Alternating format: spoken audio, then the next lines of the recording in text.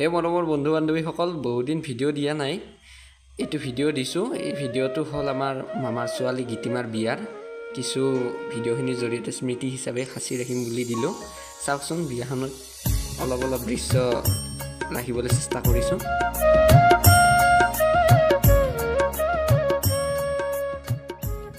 এয়া জোৰোণৰ দিনা ৰাতিপুৱাৰ দৃশ্য। এইখিনি জোৰোণৰ দিনা ৰাতিপুৱা।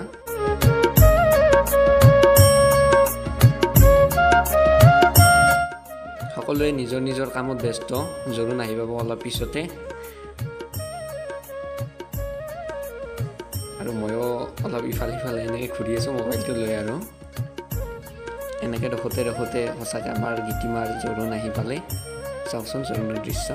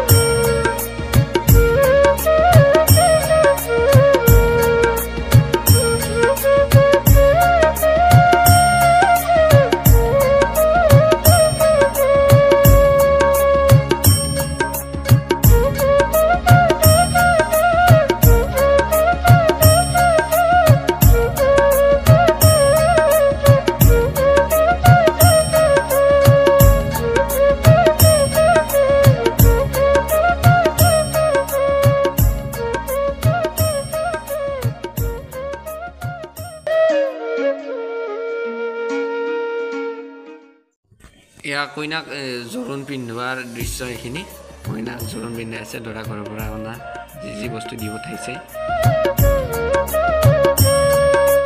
এইজনী আমাৰ কইনা গীতিমা।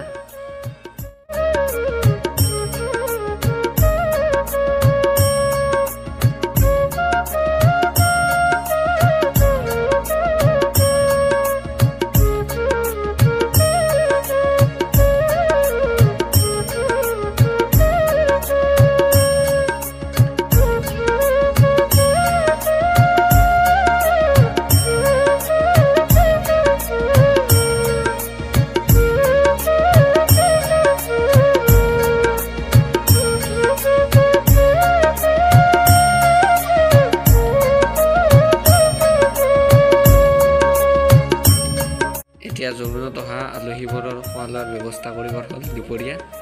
সেইখিনি দুপৰীয়া দৃশ্য।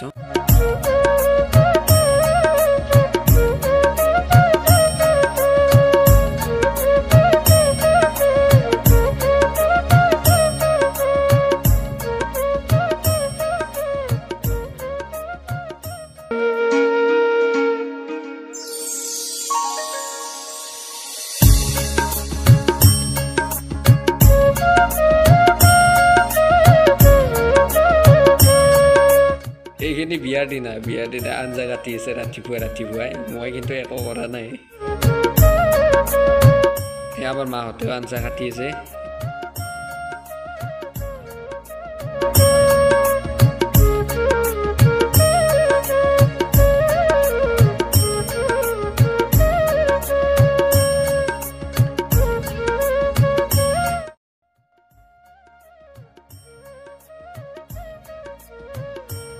ফাইনেলি আজি বিয়া এতিয়া বিয়াৰ দিনা ৰাতিপুৱা শ্ৰাদ্ধ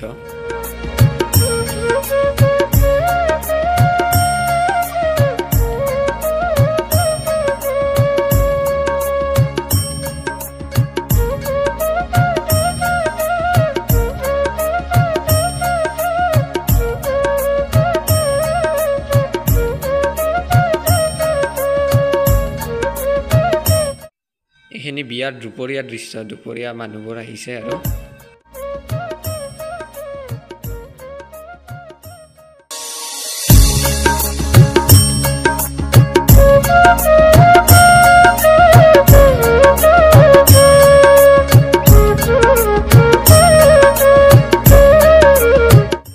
এইটো কইনাৰ ভায়েকক চাওক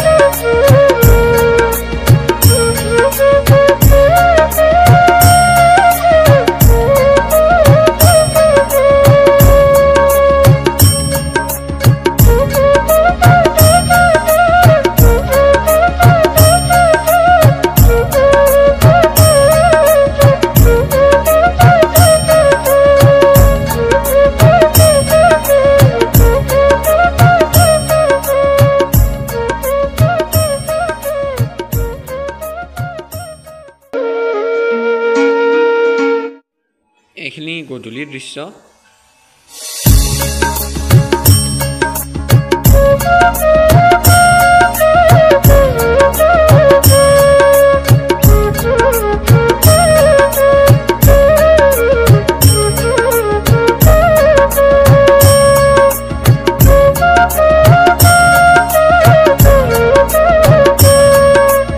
এনেকৈ ৰখোতে ৰখোতে ৰাতি হ'ল আৰু এতিয়া বৰ আহি পালে